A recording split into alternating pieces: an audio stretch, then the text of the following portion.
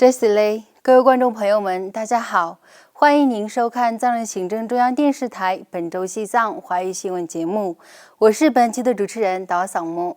本期的主要新闻有：达赖喇嘛尊者向韩国信众传授心经，中共警告西藏网民将对异议行为实施严打措施。美国西藏问题特别协调员首次与藏人行政中央高层举行网络会议。达赖喇嘛尊者祝贺南希·佩洛西再次当选为美国国会众议院议长。各国流亡藏人踊跃参与思政及第17届西藏人民议会议员预选。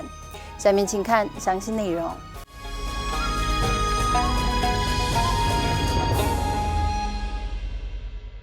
应韩国佛教团体的共同祈请，西藏精神领袖达赖喇嘛尊者于本月5号开始在印北达仁萨拉的寝宫，透过网络视讯直播传授为期3天的心经。达赖喇嘛尊者在本周四1月7号最后一天的法会上总结发言时指出，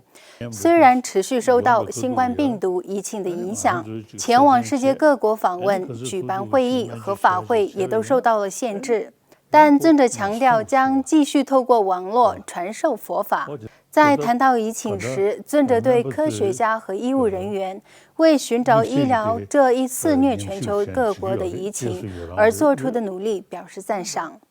另外，中共西藏自治区公安厅、西藏自治区互联网信息办公室等机构于2020 12月24日联合发布所谓西藏自治区关于不得利用信息网络实施分裂国家、破坏国家统一活动的通告。该通告声称将严厉打击利用信息网络实施分裂国家、破坏国家统一违法犯罪活动，以及对借用网络平台从事和参与反华活动的，均依法追究法律责任。然而，现实问题是，中共为了维护其所谓的社会稳定，取缔了许多社交媒体平台和搜索引擎，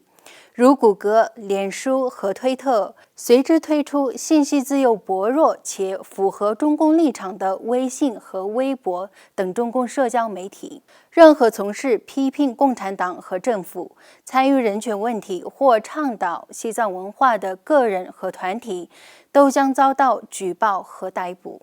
与此同时，美国国务院助理国务卿、西藏问题特别协调员罗伯特·德斯特罗先生将于下周通过网络视讯与藏人行政中央领导人和藏人媒体及艺术家进行网络会议。据了解，特别协调员德斯特罗先生与斯真洛桑森格藏人行政中央各部门部长、西藏人民议会议长和常务委员成员进行视讯会议。此外，他还将与达仁萨拉的藏人艺术家和媒体进行交流。这是德斯特罗先生自去年10月被任命为美国西藏问题特别协调员以来，首次与藏人行政中央高层官员和印度的流亡藏人进行的正式交流。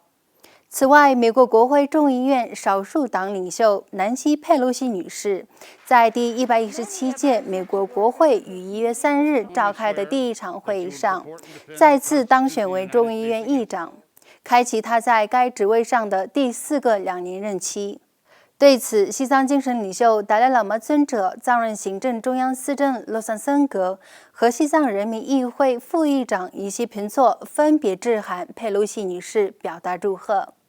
根据达赖喇嘛尊者官网发布的贺函内容，尊者在贺函中写道：“我毫不怀疑，您作为众议院议长，将继续在推进美国人民的希望和愿望方面发出关键的作用，同时为一个更加和平与和谐的世界做出贡献。”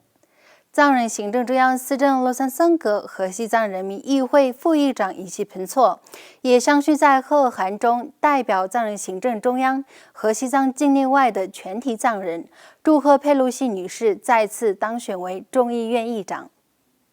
请继续收看今天的最后一则新闻。2021年流亡藏人大选的预选于上周日1月3日在世界各国同步举行。世界各地的选民踊跃投票选举藏人行政中央司政与第17届西藏人民议会议员。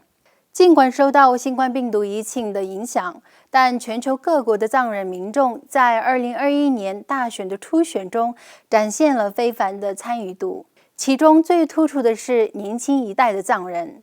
包括北美各地、欧洲各国、日本、台湾、印度和尼泊尔，以及俄罗斯和卡尔梅克、布里亚特和土瓦共和国等亚洲国家藏人社区的选民，仍应对各种困难，行使流亡藏人宪章和选举法赋予的民主权利，踊跃在各国设立的投票站投票选举新一届内阁司政及第17届西藏人民议会议员。